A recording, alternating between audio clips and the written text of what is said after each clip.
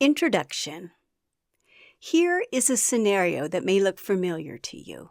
You've just come home from a great day at work. You've had time to socialize with friends or were praised for your efforts at work. Traffic was unbelievably easy to get through, as if you'd hit every green light possible without stopping once. Your lunch was free because your colleagues couldn't wait to spend time with you. And your partner just sent you a meaningful gift, which you are all too happy to thank them for. As you come through the door of your home, you flick on the light. Before you are a myriad of objects. The laundry that you forgot to fold has exploded all over your living area. Pet hair is in 5 or 6 drinking glasses you've left on the coffee table. A few dozen takeout boxes are beside the couch and starting to smell. You kick off your shoes onto the pile of them by the door, picking your way around to get to your bedroom. As you do, you step on a hairbrush or a comb you left out, or a pet toy that nearly twists your ankle. You go to undress in your bedroom, tossing your clothes on the floor with all the other clothes of the day. The bedsheets are a mess, even more drinking glasses littering your nightstand. One of them broke on the floor while you tried to shut off your alarm this morning, but you didn't have time to pick it up. It's time to relax, make dinner, and take a shower. Your kitchen sink's been dirty for over a week. With no dishwasher, you're forced to wash everything by hand. But you've been so tired that you call for takeout for the 8th time this week. The kitchen counters have no room. After all your money you've spent on fancy ingredients you haven't used because you don't want to add to the growing pile of dishes. That food is going to waste, so you start to fill the garbage can. But that too is full. You tell yourself you'll do better. As you go to sit down on the couch, you have to shove over a mountain of laundry. But then you can't find the remote anywhere among the crumbs, magazines, and knickknacks of the living room. So instead, you go into your bedroom, thinking you'll shower. Half your shower is full of empty bottles. The other half is mostly empty with some products inside, and you realize once you're done that all the clean towels are in the living room. Then the doorbell rings. You scramble to find a towel in time, only barely catching the delivery driver before they leave completely. It's time to eat. But then there's one problem. There's no plastic cutlery in the to-go bag. Frantic, you open your cutlery drawer to find it empty. Your forks, spoons, and knives are all buried somewhere in the mountain that is your sink. Your perfect day has gone sour, but then it gets even worse. Your cell phone rings. Where did you leave it? As you paw through the mountain of laundry, scavenger the bathroom, tear through your bedroom, you can't find it. Then the fire alarm suddenly decides it's in need of new batteries and begins to shriek every 30 seconds. Where are the batteries? You dig through every drawer you own. You get more and more frustrated when you can't find them. Under piles of old mail, paper clips, cables that are tangled, eventually you give up. You decide to eat first before doing anything else, so you go back to the kitchen, only to find you've misplaced your bag of food somewhere in the mess. If this sounds like you or someone you know, then you're exactly as I was a few years ago. A perfect day could be so easily ruined by frustration of coming home to disorganized chaos that you just don't have the energy to deal with after a hard day's work. For those who want there to be some peace of mind, the solution is not to begin slowly, picking away at the mess piece by piece over the course of several days, but instead in putting your foot down and saying, enough is enough, by taking care of it all in one fell swoop. But what's the harm in a mess, you might ask? I live a bit messier than others, but I work just fine. In that case, that's great. Living in organized chaos is fine if it works for you. You may still find some use to this book by turning chaos into order. For those who feel lost in their mess, I feel for you, as I was in your shoes too. Let's continue with the earlier scenario. You spend the night struggling to find anything you need, and when you go to sleep, you realize you haven't changed your bed sheets recently. They feel old and messy as a result. Your sleep is poor. It takes you half an hour to find your car keys in the morning, which then makes you late for work. The entire tone of the day has been set. Your lack of rest, making you irritable and easy to make judgments that others find questionable. You're no longer feeling refreshed and sharp. Instead, you feel tired, grouchy, and more certainly not looking forward to the mess you have back at home. I'll clean it tomorrow, you say, but the next day you just become more tired from living in your mess, repeating the cycle endlessly as your mental health slowly declines, possibly causing you depression and anxiety. As the saying goes, a cluttered space is a cluttered mind. When you struggle in frustration to find your car keys, your glasses, the remote, your phone, you are thus setting the tone for the rest of the day to happen. How can we fix the mess we've created, other than to take control back of our lives by tidying it all up? Can we really prevent sliding into depression just by keeping our homes a little neater? All it takes is a few days of major cleaning, and then for the future onward, everyday tidying with minimal effort. Once the majority of the mess is gone, you'll sleep better, feel better, and forget all about the problems clutter gave you before. To be clear, decluttering your home and thus your life may not cure depression and anxiety, but it has been proven to help significantly in cases of mental illness. I was in this exact position myself at one point, lazy at home because I was so active at work. I'd look at the mess and ignore it as best I could. Between leftover cooked ramen noodles on my stove and 3 separate hairbrushes I had bought, but somehow were unable to locate despite my best attempts, and the daily loss of my wallet somewhere in the house, I thought it would be impossible to ever take control of my life. A neat, organized home was a pipe dream for me. There were so many objects I owned, and I just kept buying more due to the love of collecting items and shopping. Even if I didn't use it, I couldn't just throw it away. What if I needed it one day? The clutter in my home affected everything in my life. My career, my romantic relationships, and my friendships all suffered. I'd always be in a horrible mood, nothing would make me happy, and I was always too tired to even begin thinking about cleaning up. Motivation was so stripped away from me that I didn't want to work, exercise, or plan for my future. I became depressed, and I never wanted to go out at all.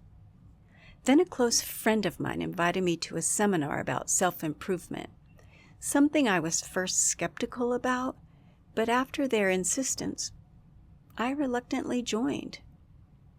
As the presenter stood on the stage, they mentioned something about how living and working in an organized space would increase your overall productivity and mental health. It was like a light was turned on for me. The shadows of depression faded instantly. I felt inspired. As soon as I got home, I began to research, studying all manner of published scientific papers on relationships between mental health and living in an organized, clutter-free home. There was a massive connection between a clear mind and a clear space everywhere I looked. Excitedly, I continued to pursue this research by attending more seminars and courses about organizing and decluttering. The more I learned, the more I understood the difference between good and bad advice given by the different presenters. Despite the variable quality of their speeches, it would turn out that I would need both sides of the etiologies in order to begin applying myself to the tasks at hand. It was slow going, and I made many mistakes that I would learn from along the way.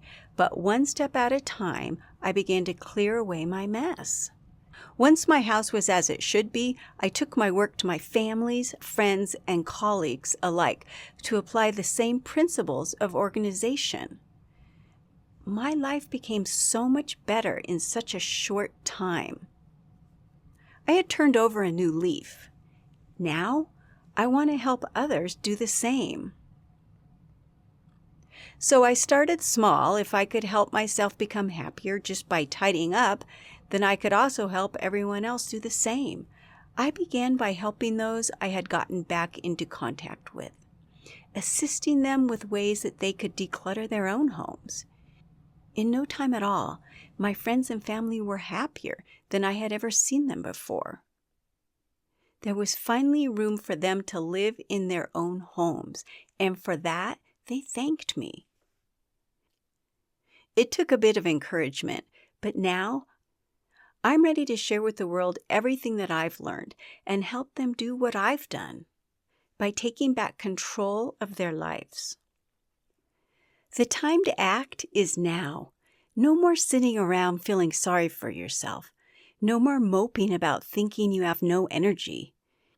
It might be hard, but you can do it. You've already gotten this far in life. Once you do, you will feel better. You'll take back control of your life and finally be at peace in your own home. By using this workbook, you'll be able to sort through your life not in increments, but in one fell swoop. Once it's over, you'll be able to think clearer, and with it, your physical, mental, and financial psychology will be polished. A cluttered space is a cluttered mind. So let's get started on making your life better right this moment. Chapter 1. My home is messy. I wonder why. Unless you've grown up under parents or guardians that were fastidious in how tidy they were, have been put through military training, or have a knack for liking things clean to begin with, decluttering isn't something that comes easy to everyone. Life can become hectic, and when one aspect of our lives, aside from our homes, becomes messy, so too does that reflection in the place we live. One thing leads to another, and before you know it, you have not only wall-to-wall furniture, but floor-to-ceiling and everywhere you step piles of objects that once sounded like a great deal to have. Think back to how you got into your situation where the cluttering bug really bit you. Did you start with a can't-miss sale at a department store? A stress buy at the furniture lot? Or maybe even you went antiquing, found a lost treasure of Versailles, and now you don't know where to put it because it doesn't match the rest of your decor. If this sounds like you, then first of all, congratulations on your discovery for some admittedly really cool objects. And second of all, it's time to get your shit together. If you walk into every store with the mindset of getting every deal on the shelf, then I hate to break it to you. That's an unsustainable lifestyle that will cause your detriment when it comes to your home. There's nothing wrong with treating yourself by getting something you really want, so long as you have the room. Ask yourself when grabbing the adorable throw pillow you find, how many of these do I have at home? When sweeping up a new purse because it's gorgeous and half off, recall how many you have in your closet. Do you use them every single time you go out? Or do you just have a pile of them sitting around that you found by doing the same thing before? It's not just material possessions that have this issue, but for those of us who are often too tired or encumbered by the doldrums of work, coming home to order pizza or takeout is much easier than cooking. Unless you tidy up right away, you could be prone to leaving bigger messes behind that could attract all manner of vermin. The last thing you want is a mouse living in your old pizza boxes. As cute as that can be sometimes, this goes as well for dishes in the sink, new kitchen gadgets, and so forth. Let's give the benefit of the doubt, though. Maybe you're not a shopaholic or prone to reach for the phone when hungry, but have many excessively generous people that care about you. They seem to be giving you a new set of china plates every time you visit, or a piece of furniture they don't want. Maybe even sending you home with so much food that your fridge can't fit it all anymore. The point is that clutter comes in many different forms, and however you begin your overaccumulation of items around your home, there are ways to mitigate the issues at its root cause. The first step in really beginning your journey on cleaning up the mess you made is changing your mindset. In order to begin, you have to tell yourself, no. No, you don't need another set of plates. No, you don't want that stack of pizza boxes in your house. No, you don't need a new purse. Sometimes self-care begins with the word no, and you should never feel guilty turning down an offer. I wouldn't pretend this is easy. Occasionally, when I have to insist on decluttering a kind gesture, I kind of really feel like the bad guy. However, when being mindful of your situation, you have to act purely in your own interest, at least to begin with. This will take a lot of discipline, practice, and self-checking, but over time it will become easier to be more mindful of what you take home. Your cluttered home, after all, is what got you reading this far. Once you've decided to stop adding to your mess, you can genuinely begin the process of decluttering. In the following first exercise, take the time to identify any bad habits you may have when it comes to collecting objects in your home. How do you think it got to this point? Take your time and come back to this if you'd like to, once you've given it more thought. Exercise number 1. Hello, I have a bad habit. Below, you can pick out bad habits you've made when it comes to bringing things home. What's something you have trouble saying no to? What got you where you are? Let's start out our journey with a little self-reflection. Do you want to know who you are? Don't ask. Act. Action will delineate and define you. Thomas Jefferson. Beginning the journey of decluttering. To begin, first understand that you may be unaccustomed to trying to take care of these spaces and might not be sure where to start. There's plenty of information about how to do so, found with a simple web search. However, a lot of the advice given by strangers online is, unsurprisingly, not too helpful. Based on my own research with different seminars and studies I've read about, there are quite a few articles that tell you to try to clean up your mess one day at a time by picking up one thing and putting it away.